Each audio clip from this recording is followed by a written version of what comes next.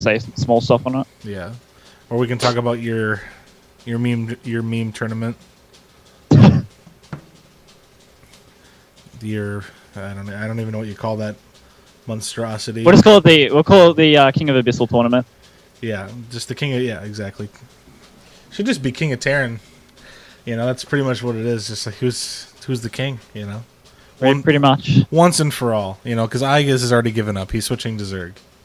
Mm-hmm. So he's already given up his right to be the Terran king of ANZ. Exactly.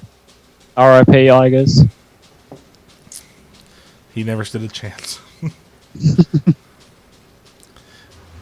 But no, this should be fun. All right, let's see here. I tweeted your org, but they didn't retweet. I don't know who does that or if you care, but I tried to get them in on it. I don't know if they've checked it. Okay. I don't know. I don't know who runs it, so I can add him. Oh wait, he's online. Is it the team manager? Because I do follow him on Twitter. I guess I probably could have told him. Nah, there's a social media dude. Okay. Because I met the team. To your team, is it the team manager who went? Yeah, Insane is Insane is the manager for StarCraft. Oh yeah, I met him in Montreal. He was cool. I talked with him in Mighty Kiwi. Yeah, cool.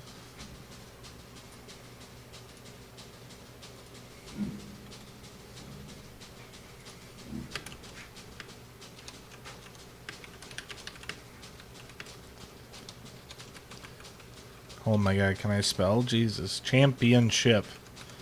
Jesus Christ. It's been a long day, dude. Long day.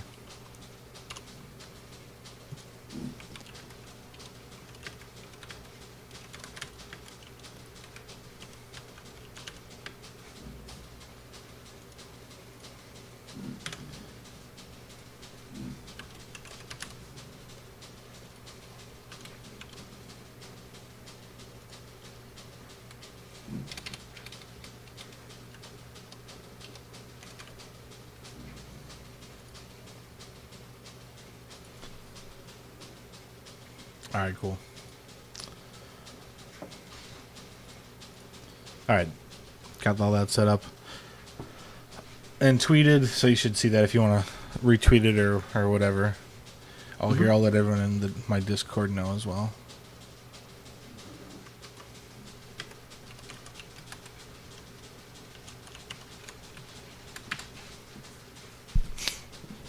Alright, there we go. Cut for HuT.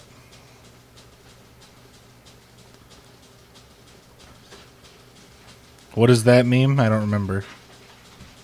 Happened a long time ago. It was during ACL Brisbane, I think 2014, which was the last time I was in a final. Mm-hmm.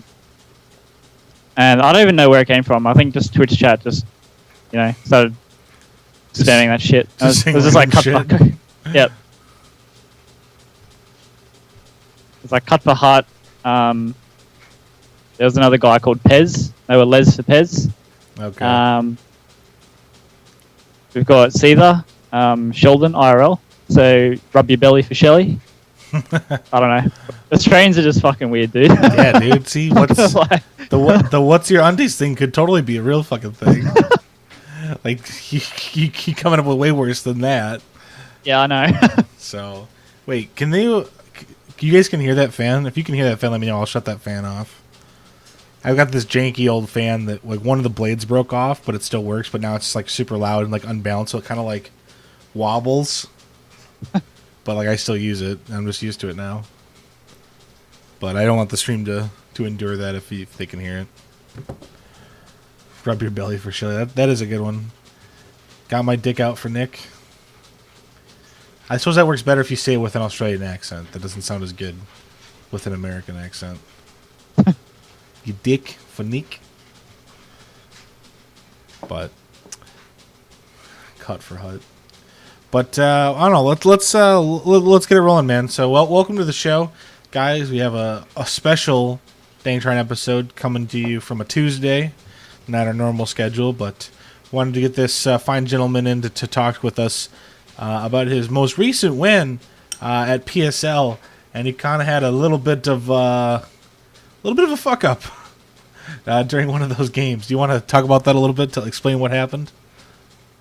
Yeah, so I think it was game 3 versus Azure on Interloper, and he was proxy Reaper me. And we already I'd defended it and everything else, and he was floating his second barracks into my main base, and I was like, oh, okay, I'm just gonna use my Cyclone to lock onto the racks and try and just get this out of the base.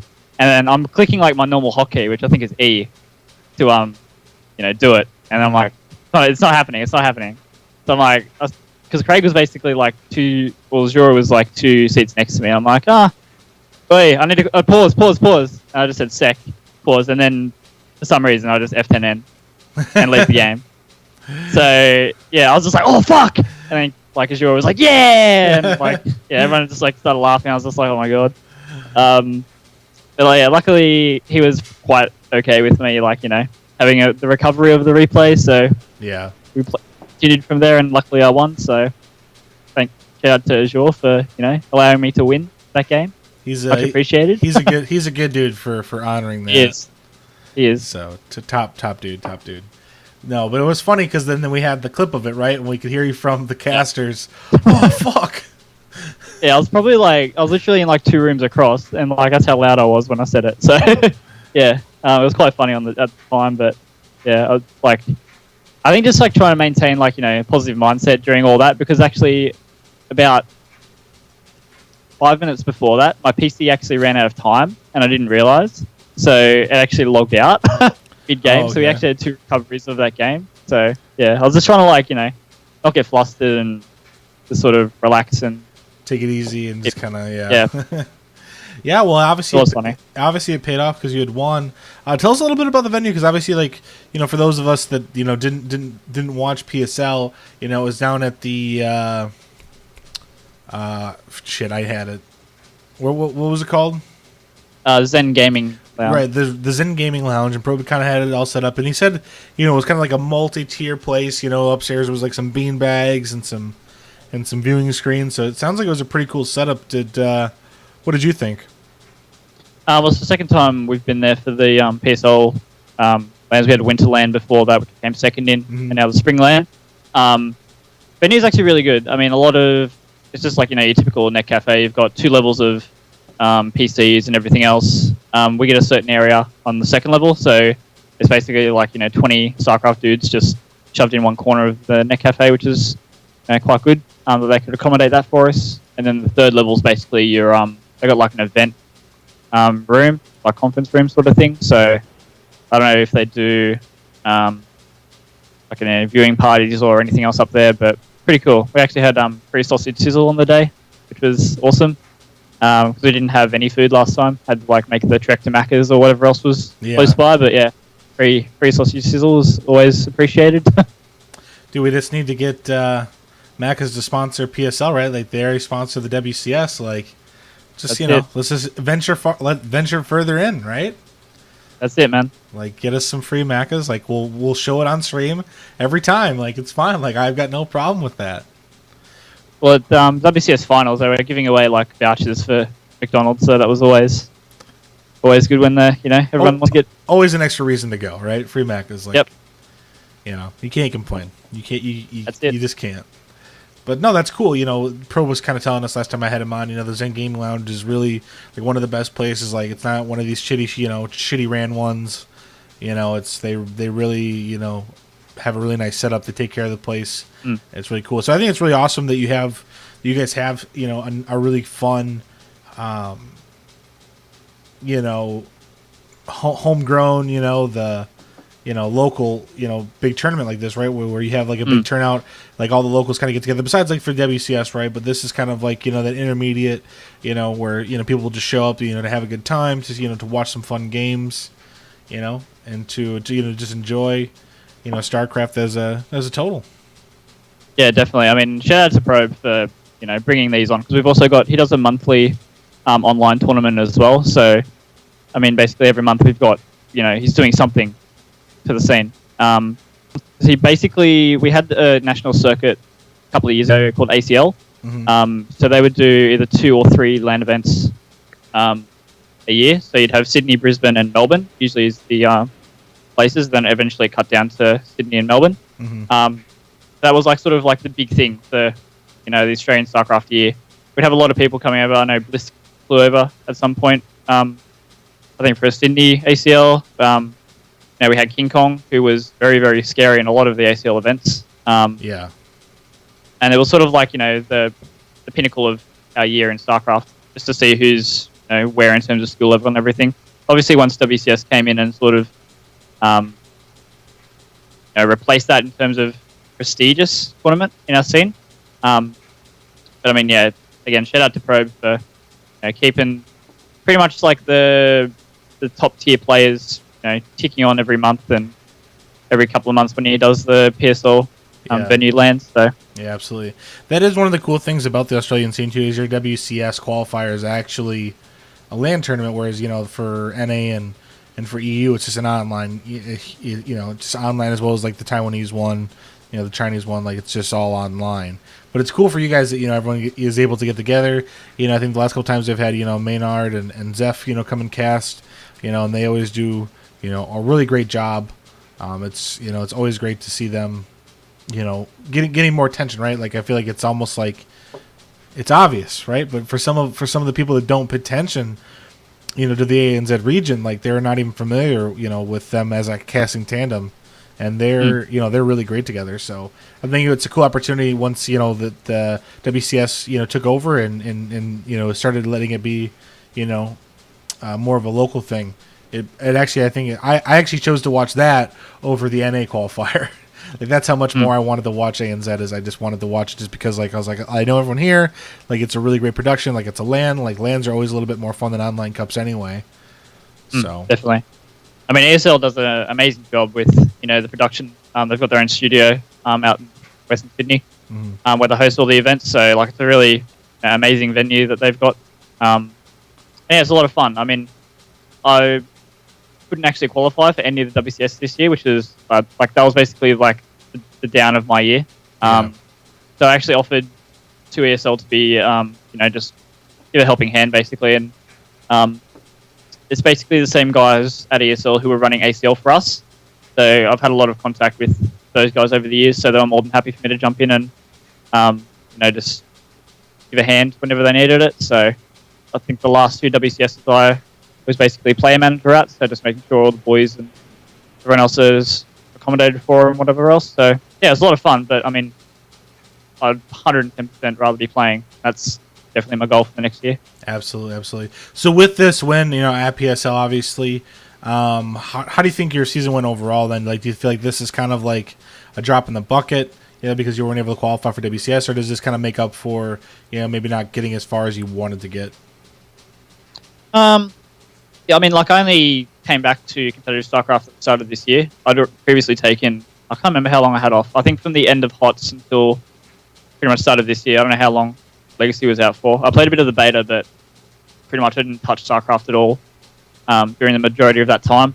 So yeah, like PSL was basically like definitely the highlight of my year, just in terms of overall results and how I felt playing a lot of the games, whereas WCS has been a massive downer for me. Because I know in a lot of the games that I played and got knocked out of WCS in, I know it's definitely not my skill level. I feel like I can consistently qualify for it if, I maybe a bit more focused or prepared on the day. But yeah, no excuses. I played really poorly in a lot of the games that I played in WCS, so I just need to sort of take my PSL form and, get that into WCS form. So if I can beat Azure or Seether, 2 really amazing players that should be, well, Seether's obviously a top 3 player in our region consistently all the time. Azure probably has the same problem as me, just a little bit inconsistent when it comes around to the WCS time. But I mean, I'd expect both of us to be qualifying regularly next year. Yeah, absolutely, and I'm looking forward to that as well. Just you being able to travel, and get to experience these tournaments, because there's nothing quite like the the big ones like Austin and Montreal. I'm sure you talk to the other guys, but like there's just nothing quite like that. Being able to go, and see these different places and meet everyone and see everyone in person. Obviously, like all the ANZ dudes. You all get together, at some point or another. But you have these friends that you've never met in person. It's cool to be able to meet them and to see other people. Sometimes you meet someone that you never even knew was a fan, right? Where it's just like, hey, like I've been watching you for a long time. Cool opportunity to meet you. So definitely a lot of good stuff to come, and I think definitely you kind of showed it with PSL with who you've been able to beat. That WCS run is definitely within the cards. But obviously the next time we'll be playing qualifiers for that, we'll have this big balance change. Where do you kind of weigh in on that? I think overall it'll be pretty good for Terran. The only real thing that I think is going to be hard for me to adjust to will be TVZ. Because I'm a big believer in the power of the Raven over the Banshee in terms of the early game harassment options. So, it's probably not too bad. Maybe we can do some weird stuff like, you just use 2 scrambling missiles on a bunch of drones and then they panic and pull everything away, everything dies. That'd be pretty sick. It'll be pretty interesting changes. I also like the look of TVP a lot. It's notoriously a lot of Terran in Australia, their worst matchup, because we don't get to practice that often. There's only really 2 good Protosses that you need to have any preparation for. Right. I'm interested to see how the Raven change sort of plays out in that matchup, especially. Yeah, and also TVC. Hopefully, it's not like be a bit more variety in the early game. Yeah. Cyclone Raven's a bit boring. Well, I always look at it. You got to play to win. Regardless of how you get there. But it's nice to have a little more option, right? What do you think of how the matchup's going to change in TVP? Actually, no, because I took the Mule mining gas out. Because I thought with Mule on gas, you could do some really cool cheesy stuff. Like, I don't even know if you could bring back 2 on 1 base and just do like Tank Raven Banshee as a timing.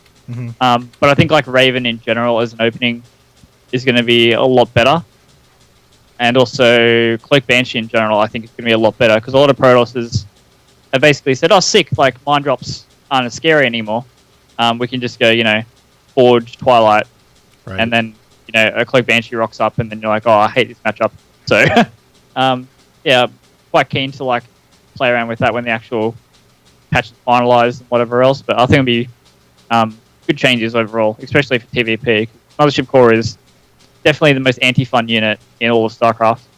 Yeah, it's tough. I think it's going to be pretty hard for Protoss players to kind of combat that need because at this point it's almost become that crutch, that we need it, pretty much versus, in anything. And obviously we can use it, as an advantage, to do like a pylon rush against Terran, or whatever. And, that's no longer going to be a thing. So I think we're going to have to see a lot more creative openings from Protoss, on being able to, or just being able to defend early, right? Because without that, they put it in the shield battery. I don't, I think there's a place for it, but I think it's very wonky how it is right now, and I don't think it works very well. I know they retooled it a little bit just now, so I haven't gotten a chance to play around with the newest version of it. But we'll see how that kind of implements the game. I think that'll be an interesting thing. I think it just opens up like a lot more options for Terran overall in the matchup. Obviously, Protoss has to adjust for not having the early defensive Mothership Core, but I'm looking forward to going back to like heavy bio opening because you basically have to open 1-1-1. Otherwise, you sort of just die to any early Protoss aggression. So, looking forward to like maybe gasless expand into 4 barracks combat shield timings will come back or 3 racks quick stim sort of thing. Yeah. Which Protoss players haven't played against for basically the entirety of Legacy. So it'll be interesting to see how they can adjust to like really aggressive turn openings like that. Whereas they sort of control the early mid game and get 3 bases basically for free. So yeah, like you said, I think Protoss will have the hardest time with the new patch. But at the same time, I think we'll see some interesting builds, from them. I can't wait to see where it's like 3 adepts and 1 probe in like in a warp prism, and then they warp it in and they leave it in warp mode and build a shield battery on it, and then they do a warp and then you're like, oh, I'm gonna push them back, and then all of a sudden they get all their shields back and they go for the all in. Oh man, don't give me nightmares. But it's just be interesting to see what people can come up with, what what will work, what won't work. I think that's the funnest part about a new patch is just the seeing, it's the opportunity to kind of rehash out your game, be like, well, this doesn't work anymore, so how can I adapt, and what new things can I come up with? Like stalkers right now are going to be super powerful, so like that's going to be something that's because before cyclones could easily counter stalkers. Now it might be a little bit harder. You'll probably see like a lot more four gates just because you can, and because stalkers are going to be so much stronger. There's going to be like a lot of blink all-ins.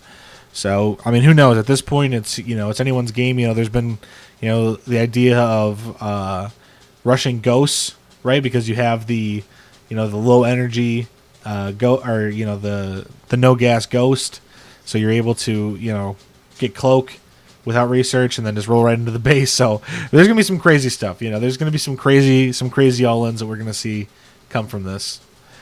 So yeah, I expect like the ghost thing to not go through in the end, because I've actually done proxy ghost PvP a fair bit, and it's actually really strong if they don't expect it to be proxy ghost. A lot of Protosses will just like do their normal response to not seeing anything in Terran main. They'll just put a pylon at the front, and they either go robo or they try and push out with a lot of units early on to just try and push back whatever you've got. Because a lot of the times, if it's like cyclone into proxy tank or something, they can just die if they're just overly defensive. Yeah. But proxy ghost, there's a very specific response to it that you need to do. Otherwise, you'll basically just lose, even if you do go robo. Yeah, it's pretty interesting change that they went that route with the ghost, but I don't expect it to stay in like that as it is. Mm-hmm. What do you think will be the harder matchup for Terran? Is it gonna be TVTs, TVP, or TVZ?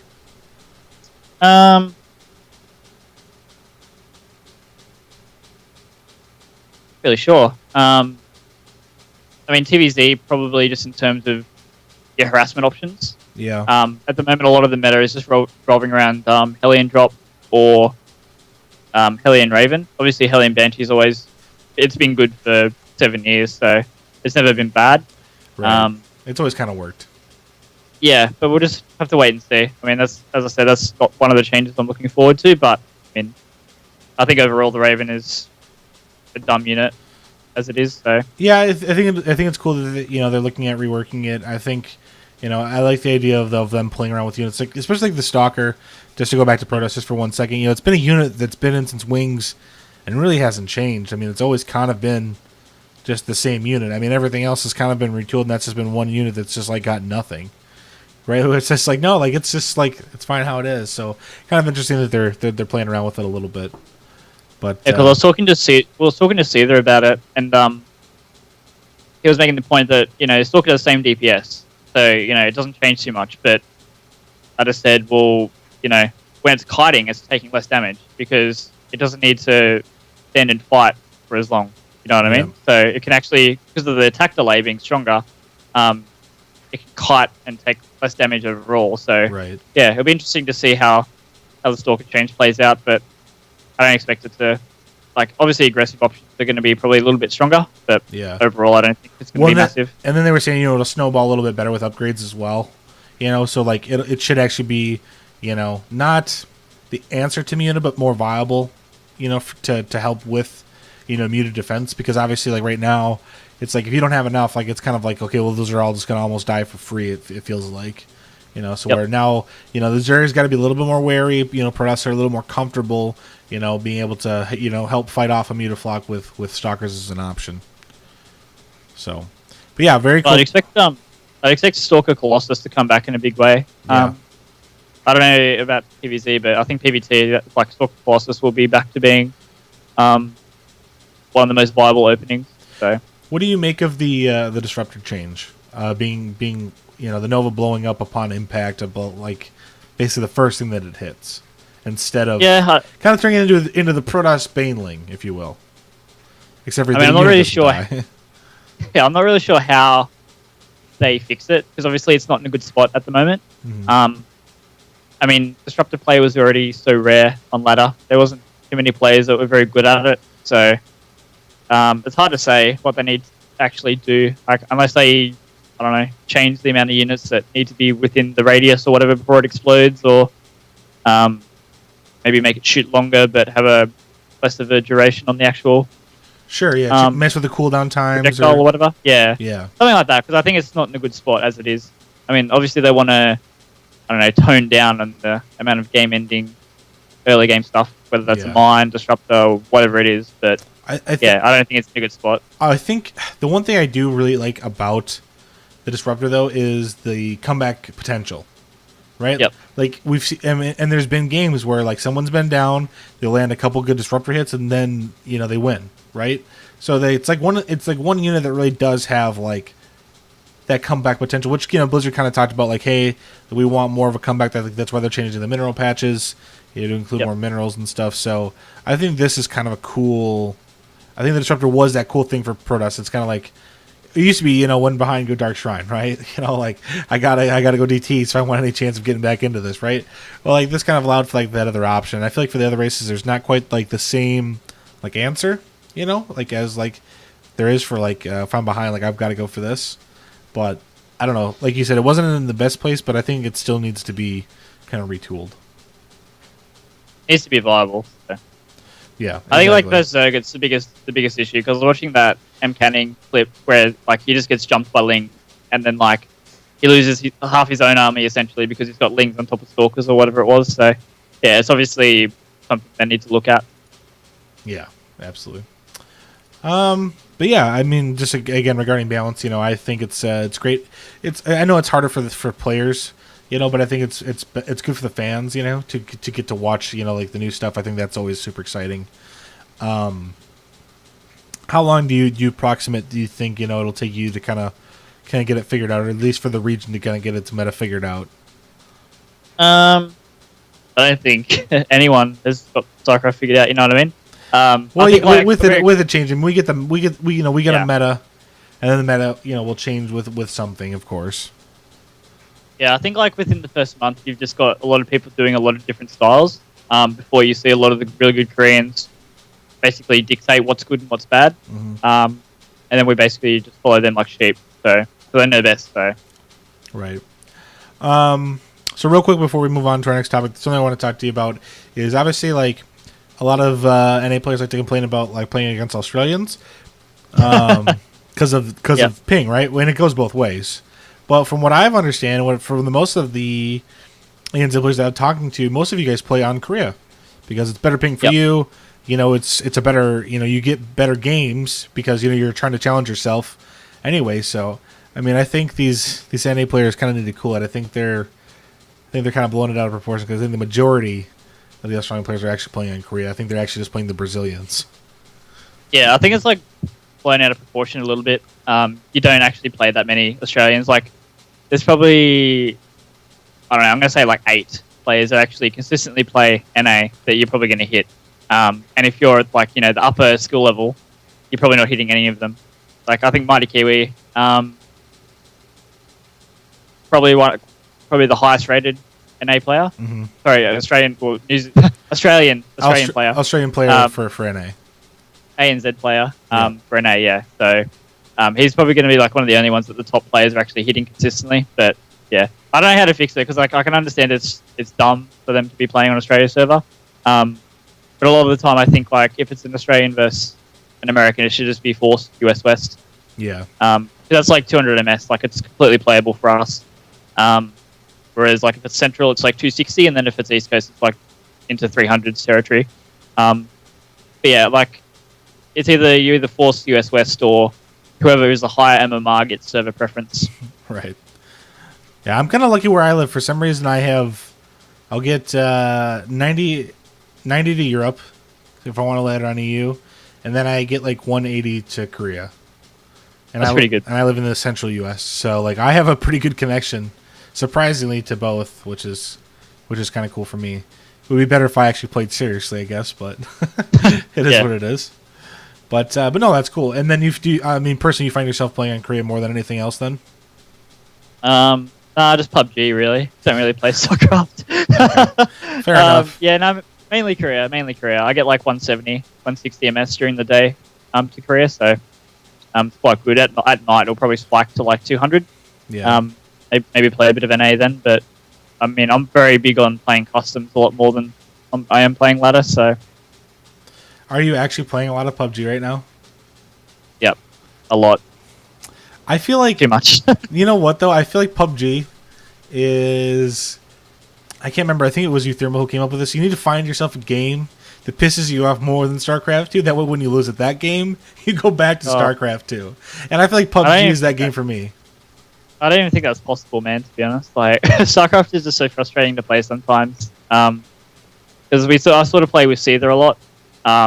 So like the joke has been I've just been sabotaging him ever since WCS. Because we were playing a lot around then. Because he had Mighty Kiwi first, my teammate, the bracket. So that was my prep for him. And then before PSL LAN, we were playing a lot as well. So I don't know. Obviously, we're still practicing StarCraft, but yeah, you gotta have your other games too. Yeah, I mean, it basically is off season for us now. We've only got there's one more big tournament, which will be the PSL December LAN, which is going to be amazing. But that's basically it for us for the year. So yeah, but you gotta have your breaks. You gotta play something else. Me and you will have to play some time. I've been playing a ton lately myself, so we'll have to play sometime maybe after this. But no, so it's kind of moving on. You were telling me about this tournament, right? That you're running, the King. What was it? What do you know what the official name of it's going to be yet? You tell me maybe the Kings of Abyssal. Yeah, or the Cunts Invitational, the Championship of Nuance Terran Strategy Invitation. Right, so, the Cunts. Yep, it's going to be really fun. It's going to be myself, Azure, Seether, and Runamok. So we've got the PSL. Spring champion myself. We've got 2 times WCS Australia ANZ champion Seether. We've got Brislan champion Azure, and we've got Runamok. The King of Abyssal at the moment. King of Abyssal at the moment. So it's gonna be like a $50 buy-in. The only map is Abyssal, so we haven't worked out format or anything yet. Probably like SSL format, so we'll have like a round robin, and that places you further in the bracket depending on how you did in the round robin. And then, the winner will eventually be the undisputed King of Abyssal. Because Runamok beat Azure and Seether at the LAN on those maps specifically. I think Seether was the king, and then Runamok beat him, and then Azure got knocked down to lowers to face Runamok to reclaim the crown, basically. Because Azure always has been the king, in my mind anyway, of Abyssal, so he got knocked out by Runamok in that game, so he's not. But now we get to find out who the true cunt really is. Yep, the true cunt. That's it. There can only be one. Only one. Yeah, the one true cunt. So I like that. I think it's cool. Hopefully we can get someone to cast that. Maybe Maynard, maybe Pig, or I don't even care. I just want to. I think it's going to be a great tournament to watch. I'm really looking forward to that. Well, I hope you like watching Abyssal because that's all it is. Hey, I think there's going to be some good memes. So, and I think that makes the whole thing worthwhile to watch. Exactly. That's why we do it. Who's your early favorite? Yourself? Yeah, I think so. I sort of I dominated all of the Terrans at PSL, so I'm just gonna put down the gauntlet. Like, you guys will suck. Come on, no more PUBG, boys. Time to prac. for the cunts. For the cunts, yeah. Yep. Because this is the one and only time where you want to be the cunt. Yep. Absolutely. It'll be a lot of fun. Looking forward to that. Probably within the next month or so when we work out a good time for everyone. So. Awesome, dude. Awesome. It should be fun. It'll be a really fun tournament. It's gonna have some good action. I'm excited for it, to be honest. So. Definitely looking forward to it. Keep me posted so I can keep everyone updated on those details. Very good. Very good. Yeah, I guess that's kind of all I had prepped for you. Obviously, we've got BlizzCon coming up. Do you have any BlizzCon predictions? Innovation, pretty much. You think so? Just no question. No question. Yep. Best player in the world at the moment. So, the only thing that will stop him is himself. So, the only thing that'll stop him is what? Himself. Okay. So, like, if he forgets, like, the machine cannot be beat. If he forgets, like, charge his batteries the night before and he's like running on half power. That's the only way, man. Only way. Someone spills water on him. He short circuits. Pretty much, yeah. That's it. I don't know. It was very close. The SOS game was very, very close. That did go to Game 7. And don't forget that SOS actually has a very technically he's qualified, right? He has qualified right now. He's in 8th. He's in the lead by like 50 points against Bjorn, but Bjorn didn't qualify for Super Tournament, so Bjorn's dead. Like dead in the water, can't get in. So the only other person that could get in instead of him, I believe, is Maru. But Maru would have to win the whole thing to get ahead of SOS. Not gonna happen. Not gonna happen. So, but SOS is one of those people that he just shows up and he just takes money, right? Yeah. I mean, yeah. We're basically joking. Like a lot of people were saying 4-1 to Innovation for that series, and you know, Protoss is that good that it allowed him to take 2 extra games. But I mean, he played really weird a lot of the games, and like that's probably the scariest Protoss style to play versus because you don't really know when you've got a timing to do anything. Yeah. Like that Odyssey game, like that was like hurting my head watching that. I can just imagine, like as soon as like Innovation's first big marine clump got picked off, like it's the worst feeling in the world as a Terran player because you're just like, I have no idea what I'm playing versus, and now I'm dead. So, yeah, I don't know, man. Innovation to win it all. No, that's a bold prediction. You know, it wouldn't. I don't think it would surprise anyone if he won. Obviously, like he definitely, was really good. Definitely deserves it. But I could see SOS sneaking in there. You know, and stats right, winning SSL. You know, he's also a GSL champion. Not someone you can count out. He plays kind of his own style of Protoss, right? Like he's kind of like SOS. He kind of plays his own games. So I think his games are a lot more stable though. I mean, yeah. He's probably the best Protoss to learn from if you're going to learn Protoss. So, but yeah, definitely. But it should be good games, obviously, regardless. You know, and then who knows? We'll see what's announced at BlizzCon, right? Because I'm sure there'll be something for us. They'll probably announce the final. We'll probably get the final patch updates for what will change. Probably, what do you think? Get some new skins, maybe some announcer packs. Hopefully no more skins because like there's already too many like issues in Australian tournaments with people using skins and all this other shit. So, well, skins are always good. I think they need to fix the skins, right? Like that's yep. Like, hey, we figured this out. Now you can use them, or whatever. So hopefully that's something that gets kind of hashed out. But I would like to see some more skins. I would like to see some more like special ones, right? Like I mean, the ones we have kind of have right now are for the most part just kind of like typical. Like all the Zergs have like spikes, right? Yeah. Like it's not that interesting. But like the one that I like is like the Broodlord that looks like it's like a fish, kind of like it has like the crab claws and it's like webbed. I think that would be kind of cool to give them all kind of an aquatic theme, like an aquatic Zerg. I think that might be a cool way to kind of change it up a little bit, right? Definitely. Put some. I mean, I've got like all the skins, man. So love. It's a bad habit from Dota, I guess. Just like needlessly buying cool cosmetics for your heroes and whatever else. But that is it makes but in a weird way that makes the game more fun because you're just able to see these units you've seen so many times, but now all of a sudden it's different. Yep. And it looks cooler. So I don't know. I'm excited to see what they can come up with. I think it'll be cool. Do you have I don't know any predictions for? I guess you think there would be any surprises at BlizzCon? You think they'll announce anything? Probably just the finalization of the patch and everything else. That's pretty much it. Maybe some more details on WCS for next year. Obviously, we sort of smashed the war chest funding goal. Mm-hmm. Maybe they'll reveal how much they actually got out of that because I would imagine it would have been quite a bit more than what they were aiming for originally. So. Hopefully it's just some more details regarding next year's circuit and everything. So. Yeah, like obviously, like next year, we already know what's going to happen, but you're right. It would be kind of nice to know, and I think what they might do here with the war chest is kind of do like what they do with the Dota 2.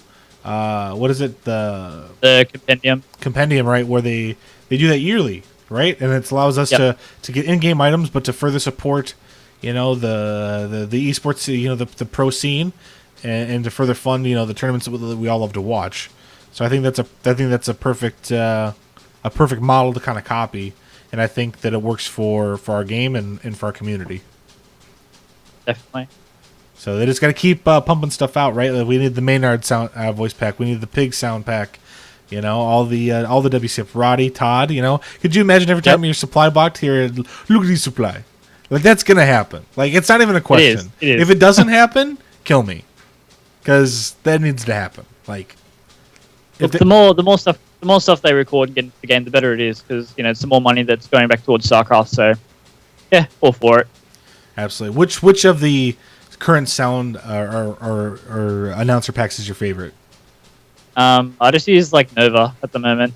Okay. I've brought the Tastosis one and one of the other ones, but I just use Nova. I find the other ones like it's fun for flavor every now and again, but it's too distracting otherwise. Yeah, I think. I said the same. I use Alarak, and I've gotten used to him now. Where it's like if I change it, like it throws me off. So it's like I can't have this much deviation from my, I'm a very scheduled person. It's like it's gotta be the same. So if I'm switching voice packs, I'm getting confused. Some of them it's like what is he saying? What's happening? And then before you know it, all your drones are dead. Yeah. So, but no, that's cool. What do you think? Well, okay, so last question here. What do you think your favorite skin that's been released is? What's your favorite skin? Oh, I think the Viking skin's pretty cool. I do like that one. It looks like a transformer. The special edition one. Yeah. Like that the X-wing thing. That's sick. Yeah. I don't know. Yeah, probably just a Viking. I think that's like the coolest one overall out of every skin. So, yeah. I mean, I like a lot of the Terran ones, which because if you play tournaments, you don't have a lot of them on a lot of the time. Yeah. I like the OG collector's edition Thor as well. Mm-hmm. That's pretty sick. Yeah, either the Thor or the Viking. Yeah, both. Yeah, I like them both. I think there's a lot of great ones. I like the Hydra. It kind of looks like where it's wearing like the drone as a hat. You know, it's got like these big spines on it. Even scarier looking, which I didn't think was possible. It just makes me, cringe. To want to hide every time I get a Zergon ladder, just because I have to look at how scary these units are. I mean, it was scary enough, and now they're actually scary. It's like, come on, this is what are you doing to me here? And meanwhile, Protoss is just getting these light. Oh, this is nice. It's it's not scary. Like we need some scary stuff. We need to like the Junker. Hellion. That's scary. That's sick. So there's definitely some cool ones. So I'm excited to see what they can cook up. We've got a little bit more time. I do want to give the chat an opportunity to ask any serious questions for myself or HuT before we do go. So I'll open that up, guys. Send in your questions here for us. Make sure you tag us in the chat for who you're asking. So at Toast or at HuT, depending or both. If you'd like us both to give an opinion on any questions that you might have. While they're kind of getting caught up here, HuT, did you have anything else you wanted to bring up? Anything you wanted to say? Any shout outs or anything? Yeah, shout out to the Dank Memes crew. Love all you boys. Shout out to SYF for all the support. Been amazing being back on a team with a lot of dudes that I've known on the scene for a long time. Sono especially, I've never been on a team with Sono before, so shout out to him. Always looking after us and helping out and everything else. So our sponsors Turtle Beach, MSI Australia, and AK Racing. Thank you so much for the support. Perfect. Gotta give love to those sponsors. So thank you to my sponsors who sponsor this show, and Sloth Esports and 1F Pro, and also Psystorm Gaming. So appreciate those guys for helping us make the show possible. Doesn't seem like we have a lot of things. I think the real questions kind of threw everyone off. They're like, I had some meme questions, but I don't have any. I didn't have anything serious. But I think we got a lot of good stuff kind of covered. We were able to talk about PSL. The ANZ in general. I think we covered it all. Can you think of anything that maybe we didn't cover that you wanted to get in? No, I think I think the biggest thing for me this year has just been, and hopefully this is applicable to a lot of other people, just maintaining like a positive mindset a lot when you're playing tournaments or just looking to improve or whatever else. I highly recommend the book Mind Gym. I think Probe has been very vocal in reading a lot of self-help books and whatever else. So I've been reading that a lot. I read it before PSL last weekend, and I read it on the plane down land before as well. I think that's very important that a lot of good players can neglect. Just trying to maintain and build the positive mindset when you're going into a tournament, how you deal with adversity in game and whatever else. So yeah, yeah, that's probably been my secret for PSL, I guess. Yeah, I think mindset is a very it's a very powerful thing, right? Look at someone like Idra. Had he been able to calm his emotions and be able to reflect on what was actually happening, I think he could have been. And he was already an excellent player, but could have even been even better, which is kind of crazy to think about because he was already pretty darn good. Mm. So, but HuT, thank you for coming on. Really appreciate you taking the time out of your schedule to come on the show and talk with us. Congratulations on your PSL championship. Hopefully you win at the Winterland as well. So good luck in that, and hopefully we'll see you at some of these WCS events next year. Thanks for having me, and hopefully I can do well in WCS next year and see you guys in the Northern Hemisphere. Perfect. All right, guys, thanks for watching the show. We will see you tomorrow for our regularly scheduled episode, which will start at 10 o'clock or 11 o'clock p.m. EDT with Brown Bear. We're going to be talking about just StarCraft and how it's built, how the game itself is the architecture of the game, if you will. So if you've never heard of him, look up Brown Bear. He's got some really cool StarCraft 2 videos, and he will be a guest for tomorrow. So we will see you for tomorrow. Thanks for watching, and have a good night.